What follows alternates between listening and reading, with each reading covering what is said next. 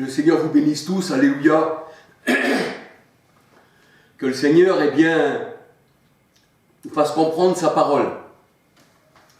Et nous savons que le Seigneur, dans sa parole, la parole de Dieu, elle dit qu'il veut que tous les hommes soient sauvés.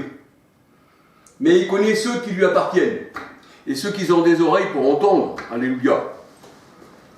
Alors un petit bonjour à tous. Et que le Seigneur vous bénisse. Alors aujourd'hui, j'aurais voulu vous parler des traditions populaires bibliques. Et même de ceux qui ne sont pas bibliques. Mais là, c'est plutôt sur la Bible. J'ai voulu plutôt parler des traditions, des expressions populaires de la Bible. Parce qu'on voit que même le monde, sans s'en apercevoir, les gens du monde, ceux qui n'appartiennent pas au Seigneur, même ceux qui sont dans des autres religions, eh bien, citent des fois des versets de la parole de Dieu sans s'en rendre compte. Parce qu'il y a des choses qui sont passées dans le monde, et le monde pense que ce sont des choses qui viennent du monde. Mais il y a beaucoup de choses que l'homme s'exprime, dit des choses, mais des fois ça vient de la parole de Dieu, mais il ne le sait pas. Alors là, on va se laisser guider par la parole du Seigneur.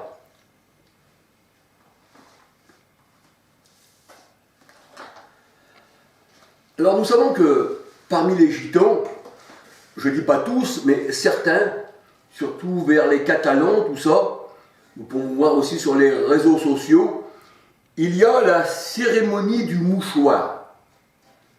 Quand l'homme se marie avec une femme, ils prennent un mouchoir, neuf bien sûr, et pour prouver à ceux qui viennent, à la famille, que la fille est vierge, eh bien on représente un mouchoir blanc, bien sûr, avec du sang. Et ça prouve que la fille était vierge, que la personne s'est mariée avec une fille sérieuse. Elle est vierge, elle n'a pas couné d'homme. Je ne dis pas aussi qu'il y en a qui se marient qui ne sont pas sérieuses, parce qu'il y a aussi des erreurs de jeunesse, puis il y en a aussi que il y a des femmes abandonnées par leur mari. Alors elles ne vont pas rester, bien sûr, toute leur vie, on va dire, célibataire, surtout si l'homme il s'est remarié. C'est à ces seules conditions-là qu'on peut, eh bien, retrouver un autre partenaire. C'est ce que nous dit la parole de Dieu. Mais nous voyons que, parce qu'il est dit aussi que le Seigneur, eh bien, l'Église est comparée à une femme, et quand la Jérusalem actuelle, Galates 4, 21 à 31, eh bien, est partie aimer d'autres amants, on va dire, qui s'est prostitué au Dieu d'Égypte, eh bien le Seigneur, il l'a répudié, et il s'est choisi, c'est-à-dire l'Église qui nous sommes, vierges, sans tache ni ride. Alléluia. Donc c'est pour rapport soit au mariage spirituel, soit au mariage, on va dire, charnel. Alors nous voyons que les gitans présentent, on peut voir ça sur les réseaux sociaux, vous regardez le mouchoir, la virginité des femmes vierges chez les gitans, mariage, vous allez trouver ça. Alors, on fait voir du sang, le sang de la Vierge sur, eh bien, ce mouchoir. C'est une tradition. Mais une tradition qui vient de la parole de Dieu. Alors peut-être que ces gens-là le font sans le savoir, pensent que c'est une tradition qui vient d'eux. Non, non, ça ne vient pas des gitans, ça ne vient pas non plus des musulmans, parce que les musulmans aussi, à un certain moment, le Maghreb faisait ces choses-là, et je ne sais pas s'ils le font encore. Ils présentaient un mouchoir, un drap qu'ils mettaient sur la fenêtre pour que les personnes puissent voir. Je ne sais pas si ça se pratique encore vers, au Maghreb. Et ceci, c'est une tradition, je ne veux même pas dire une tradition, parce que c'était dans la parole de Dieu, donc tout ce qui est dans la parole de Dieu, ce n'est pas une tradition, puisque le Seigneur, quand il parle des traditions, ça veut dire qu'on a annulé la parole de Dieu. C'est pour ça que le Seigneur il disait aux pharisiens, vous avez annulé le commandement de Dieu pour vos traditions humaines. Voilà. Alors aussi, il y avait des traditions aussi dans la parole de Dieu, mais qui étaient spirituelles, commandées par le Seigneur. Alléluia. Et on retrouve, ceci en lisant Deutéronome 22, versets 15-16. Pour prouver la virginité, que la personne était vierge, il fallait qu'il y ait du sang sur le linge. Deutéronome 22, versets 15-16. Alors, j'aurais voulu vous parler encore d'une autre superstition. Là, c'est une superstition, bien sûr. Là, c'était biblique, mais là, on va dire que c'est une superstition. Je peux dire que c'est une superstition aussi catholique, puisque c'est les catholiques avant qui égorgeaient les gens, tout ça. Quand il y avait la Sainte Inquisition, tout ça, il y avait les bourreaux, il y avait tout ça. Alors, dans les temps anciens, on prenait le pain au boulanger, bien sûr, le boulanger. C'est pour ça qu'on dit boulanger. Pourquoi? Parce que au départ, le boulanger faisait des boules de pain, et on disait c'est le boulanger. Donc c'est resté dans le principe populaire qu'on appelle maintenant le boulanger, bien qu'il fasse maintenant des baguettes allongées et toutes sortes de pains. Mais à l'époque, surtout de l'Inquisition, tout ça, où il y avait des bourreaux, tout ça, ici et ça, eh bien le boulanger faisait du pain pour les paysans, mais il faisait aussi du pain pour le bourreau. Et quand c'était pour le bourreau, il lui faisait un pain spécial qui retournait. Il le mettait sur le dos. Et comme c'était pour le bourreau, les gens, en entrant chez eux, quand le pain se retournait par mégarde, eh bien pour eux, c'était comme si c'était un signe de mort. Et pour que le pain soit, on va dire, enlevé de cette mort, de cette malédiction qui était le signe du bourreau, eh bien il signait le pain avec un couteau. Il faisait un signe de croix sur le pain. Alors c'est là que devient cette tradition où ce signe de croix catholique, ou franc-maçonnique, parce que la croix c'est franc-maçonne, ça représente la pyramide, eh bien, était imposé sur le pain, soit qui était retourné, et ensuite, eh bien, comme c'est resté dans la coutume, parce que comment on va dire, la France, je ne sais pas si ça se faisait ailleurs, mais moi, chez moi, mon père, ma mère, eh bien, avant de manger, ils signaient le pain, parce que, voilà, ils ne savaient même pas la provenance de ce symbole. Et pour eux, le pain retourné sur le dos, même mon père disait, je ne gagne pas le pain sur le dos, je le gagne de ma sueur. Donc, on voit que la coutume qu'on mettait un signe de croix sur le pain, eh bien, vient des temps lointains, des temps où il y avait les bourreaux, tout ça, et qui... le pain retourné représentait la mort. Alors pour conjurer la mort, on faisait un signe de croix sur le pain. Voilà. Alors il est bon de le savoir, c'est des trucs, mais il est bon. Alors j'ai jugé bon de partager ceci avec vous.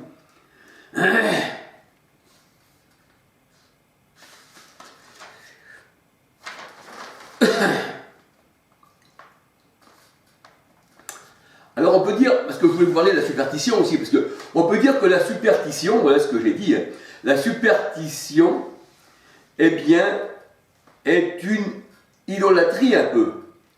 Parce que ça nous fait faire des choses qui sont contre Dieu, et adorer aussi des choses qui sont contre Dieu. Alors on peut dire que la superstition, eh bien c'est de l'idolâtrie, c'est une croyance, on peut dire aussi, c'est une foi, c'est une croyance irraisonnée. Parce qu'il n'y a pas de raison, comme l'autre il dit j'ai vu un chat, alors il fait un signe de croix ici et ça, un chat noir, un corbeau noir. Ça c'est des croyances irraisonnées. Ça c'est ce que le monde nous a transmis dans ses craintes, dans ses, on va dire, dans ses augures, et qui s'est perpétué jusqu'à nos jours. Alors, et ceci, comme on dit, la superstition, eh bien, c'est une ignorance. Parce que les gens pensent que s'ils ne font pas ceci, qu'ils ne font pas cela, comme du sel jeté derrière l'épaule, comme passer sous une échelle, et c'est ça, eh bien, s'ils ne font pas toutes ces choses-là, pour eux, il va y avoir, eh bien, un mal qui va les poursuivre jusqu'à dans l'éternité, quoi. Alors, c'est ça l'ignorance.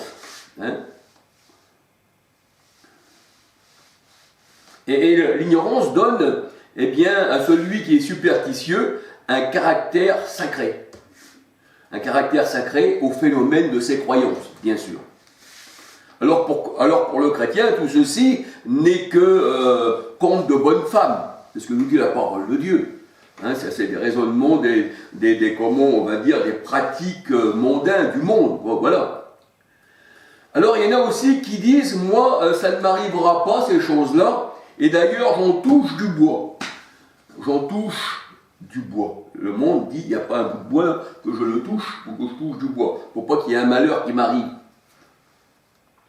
Et ceci est une expression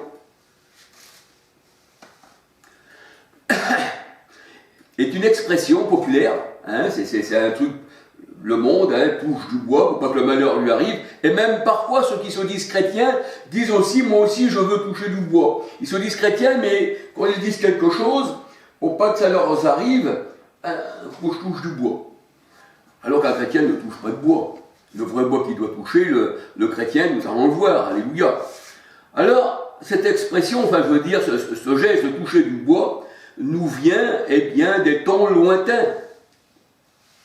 L'origine de cette croyance remonte à l'époque où la nature était considérée par les Celtes, qui les arbres étaient une source de force, une source de force. Le chêne, eh bien, était associé à Zeus, c'est-à-dire quand on touchait du bois, puisque le chêne était associé à Zeus, eh bien, la force de Zeus, et Zeus nous protégeait, eh bien, de tout mal.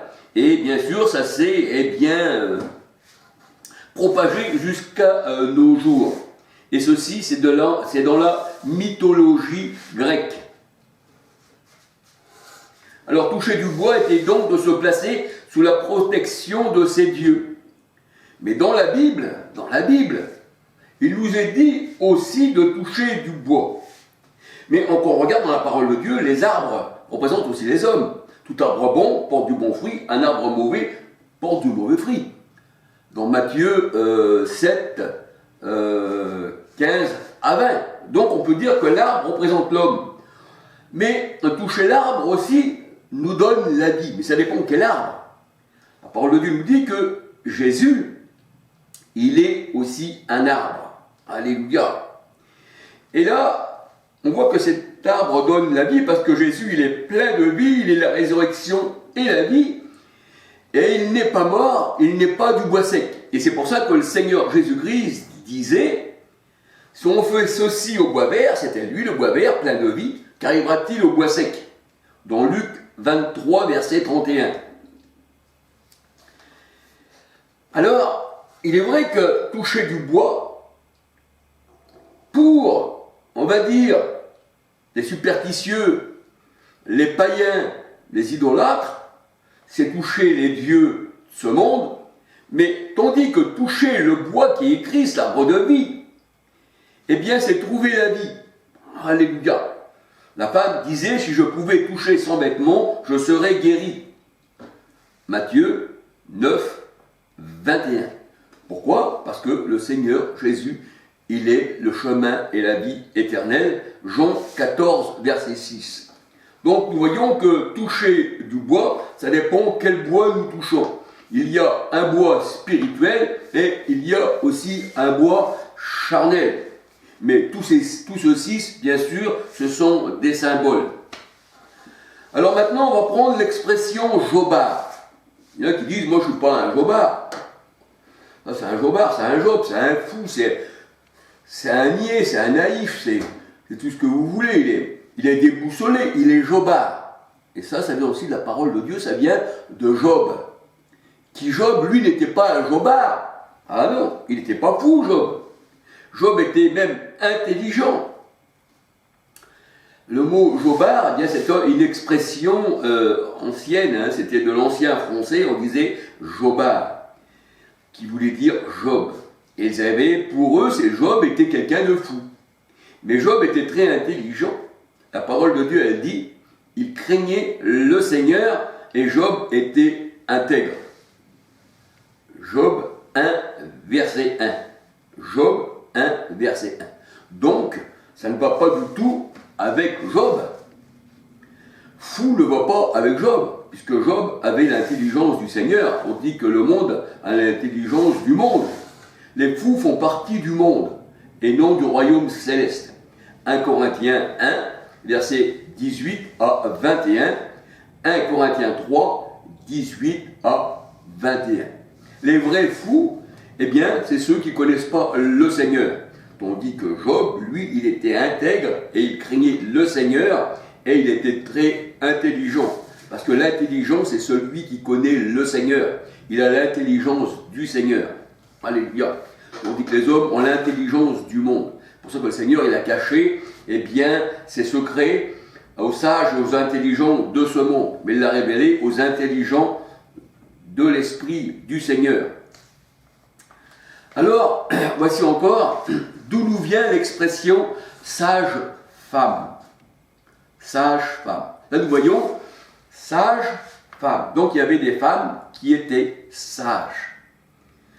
Et quelqu'un de sage, eh bien, ça veut dire que c'est quelqu'un qui réfléchit et qui ne fait pas les choses, on va dire, n'importe comment. Et là, pour la parole de Dieu, les sages femmes, eh bien, c'était quelqu'un qui craignait le Seigneur. Elles étaient sages.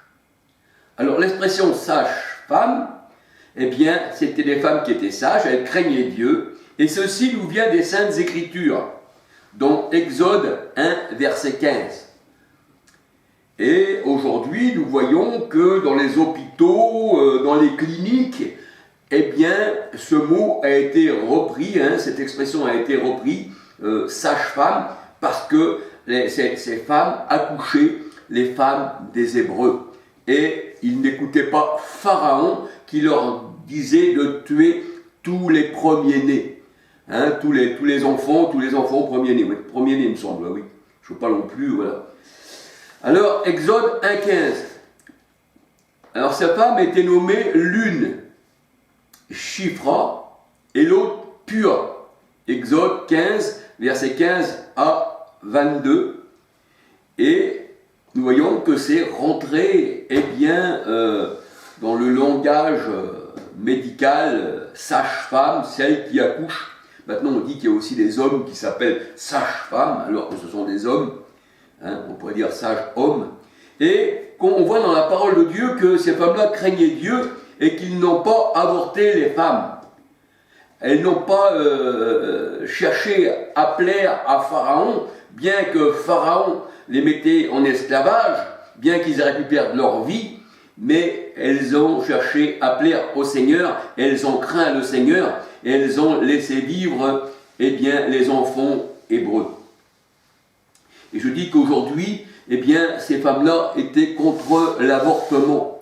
Alléluia, parce que devant ces femmes et devant le Seigneur, eh bien, la vie est sacrée. Alléluia. Donc là, nous voyons deux femmes, mais en réalité, je pense que ces femmes-là devaient être chefs, eh bien, de plusieurs sages-femmes, parce que le peuple hébreu avait beaucoup multiplié dans le pays d'Égypte.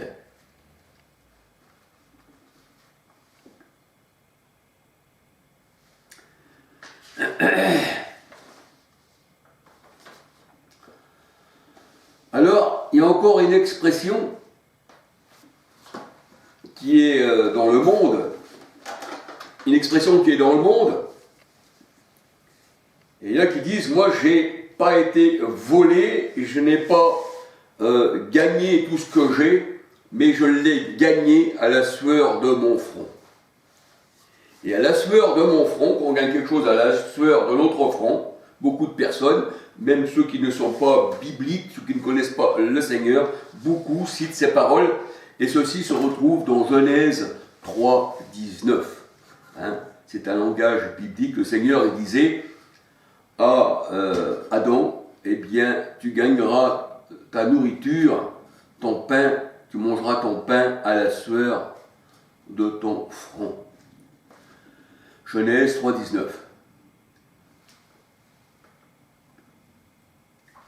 Alors il y a encore une expression quand quelqu'un participe à une dispute, à un danger, à une chose où il ne voudrait pas être mêlé, il dit je m'en lave les mains. Et bien sûr, ça c'est encore biblique. Hein. Pilate, quand le Seigneur est passé devant lui, il voulait le relâcher, mais il voulait plaire à la foule, donc la foule comptait plus que le crime qu'il allait commettre, il voulait plaire à la foule. Eh bien, en voyant ça, il disait, moi, je ne suis pas complice de ce que vous faites, mais je m'en lave les mains. Je me lave les mains de cet homme. Ça veut dire qu'il ne voulait pas rentrer dans l'association, bien que c'est lui qui le livra pour être crucifié et qui voulait plaire à la foule. Donc on peut dire se laver les mains, c'est une expression biblique qui nous dit que nous ne sommes pas responsables, alors que Pilate était totalement responsable devant le Seigneur. Alléluia. Se laver les mains, c'est se dire innocent, c'est le symbole de l'innocence. Se laver les mains, c'est le symbole de l'innocence dans la Bible. Matthieu 27, verset 20 à 26, et Psaume 24, verset 3-4. Et bien que Pilate savait laver les mains, Marc 15, 14, 15, Marc 15, 15, eh bien, il voulait plaire à la foule. Et pourquoi? Parce que sinon, tu aimes mieux cet homme que on en référera à César. Donc, il avait peur.